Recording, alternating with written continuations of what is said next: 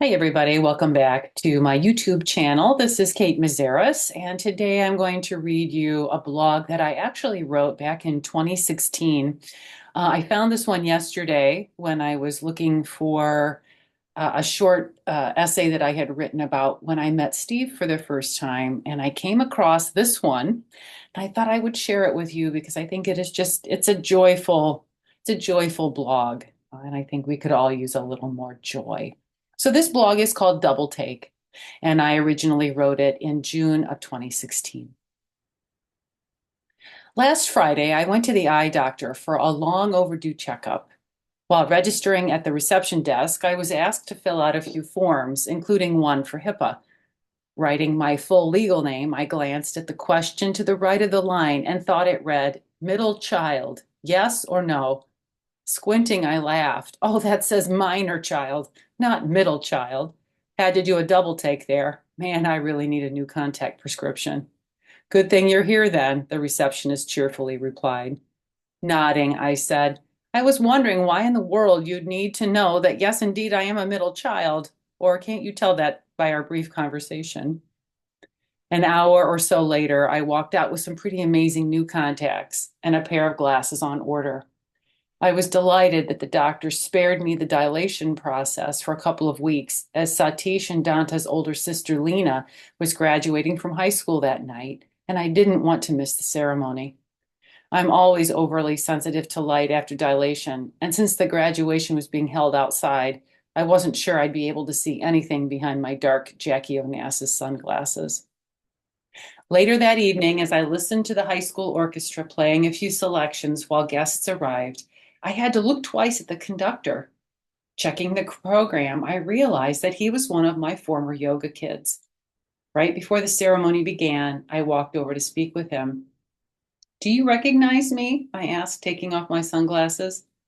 Poom cocked his head, narrowing his eyes. A long moment passed before he brightened. Yoga, right? Then he burst into laughter. Oh my gosh, Katie. Hugging me close, he said, It's great to see you. How long has it been? Too long, I replied. Moments later, the graduates filed in, and as I stood near the aisle, I was able to see each one clearly as they passed by. A lovely young woman looked vaguely familiar, but I couldn't place her. Once we were all seated, I glanced at the program, scanning the names of the students. Once I saw Alifair's name, I was instantly taken back more than a dozen years to my early days teaching yoga at Westside Montessori. I had Alifair's older brother first, and then she joined us when she was 3. Now 18 years old, Alifair still has the same gorgeous blue eyes and inquisitive smile. 2 reasons I lent her a uniquely elegant name to a minor character in a tapestry of truth. During the ceremony, I was surprised that the keynote speaker, an English and history teacher at Lena's school, was also a former yoga student of mine in the early 2000s. Instantly recognizing Tom's voice, I knew we were in for a real treat, and I wasn't disappointed. After briefly listing the quintessential quotes that appear in most commencement speeches, Tom followed up with, Here's the most important thing to remember about life. It's not all about you. Then he went on to humorously, yet clearly define what he meant. Want to know the best way to experience life? Put your phones down. The danger of technology is that it makes you think you're the center of it all, and you're not. All that time you spend checking to see how many likes you've gotten on a Facebook post or an Instagram picture isn't what life is about. Even the word selfie reeks of self-centeredness.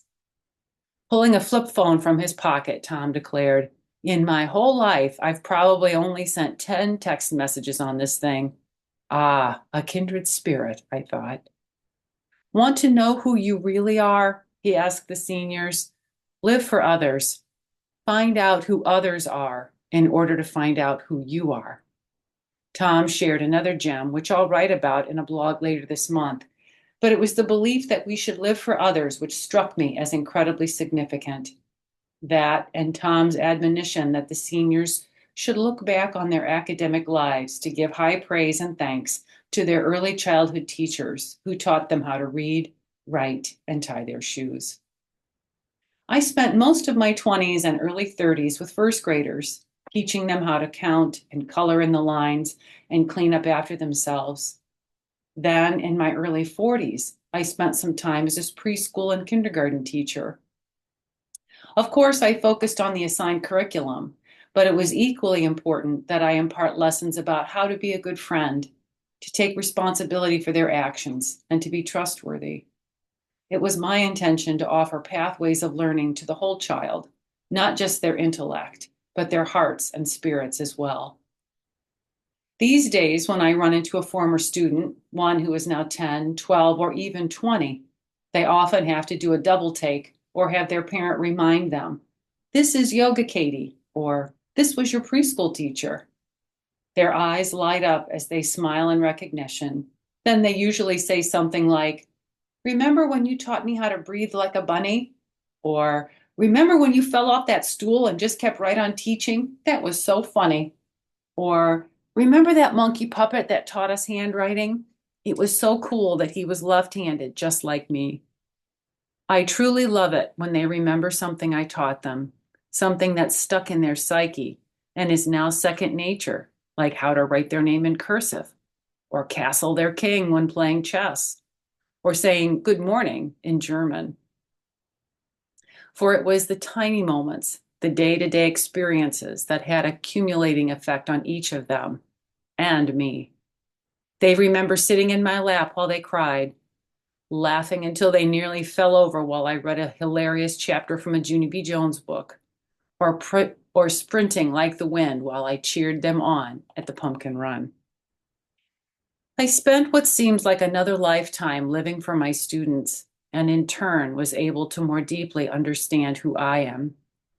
Now that I'm out of the classroom, the only kids I consistently spend time with are Satish and Danta. The other night, while pitching them a few balls, Danta mercilessly teased me as I routinely missed home plate by a mile. "Ah, KT," he shouted while swinging the bat. "Do over." "Give me a break," I laughed. "It's hard to pitch in flip-flops." Satish nodded. "You're doing the best you can." "Yeah," I smiled. "Do you hear that, Danta? I'm doing the best I can." Danta giggled. I know, but I still get a do-over." "Of course," I said, throwing one in the strike zone. Danta swung and smacked it high over Satish's head. Then, taking an abbreviated route around some imaginary bases, Danta ran back to home plate and did a little happy dance. Tossing me the ball, Satish shook his head. He always does that. "We're not keeping score, are we?" I asked. "Nah," he said, shaking his head. "We're just having fun." Glancing over my shoulder, I had to look twice, for Satish has grown a few inches since last fall. His face is slowly changing shape, and I know in a few short years his voice will deepen. "I was just thinking how I met you 6 years ago," I told him. "And in 6 years from now, you'll be starting your senior year in high school." Then I looked at Danta. "And you'll be a freshman." Danta beamed. As twilight fell, we played until it was time for me to go home.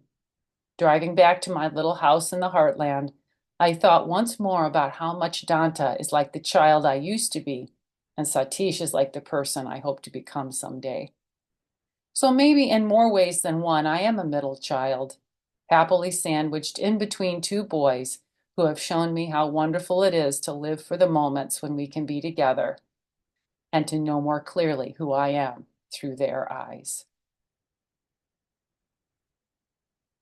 And so it's so funny to read this blog because Satish is now a sophomore in college and Danta is a senior in high school. And they are just as wonderful as they've always been. It's really kind of neat.